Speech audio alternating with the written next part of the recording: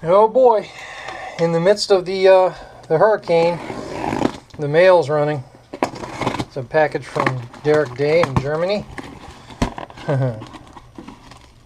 This is going to be awesome. Oh boy. Phoenix props. The light.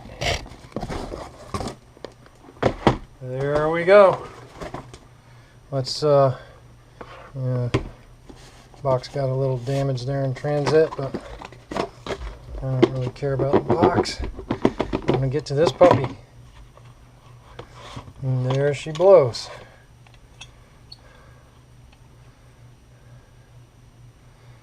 Some assembly required. So, came with a little plaque, it looks like. And a lot of parts. And a coin. Came with a coin. And looks like a piece of a saber stand or something. I don't know, a plaque. And then more parts. So I got that.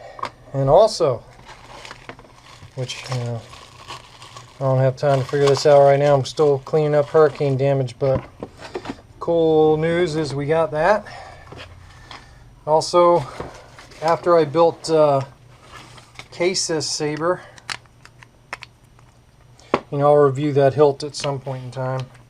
The light, I like it. I like it already. After I built K-Sis Saber, I ordered one of these and get the chassis out of it. I also have the chassis for it too. I got Dark Force Transcendence bloodsoaked, which I really dig this hilt. This is a good dueling hilt. Here's the chassis for it. 18650 in there, Teensy Saber there, and actually there's a cool spot for the Bluetooth thing to sit right down in there. And then you got two 12mm switch holes and a recharge port, so it works great for Teensy Saber, or Profi, but you just gotta mill it out for a bass speaker, which I do. I Dremel all this out so a bass speaker fits in there, and my 18650, it's kind of a tight for 18650, but yeah, I got the Transcendence too, so it's kind of related to the light.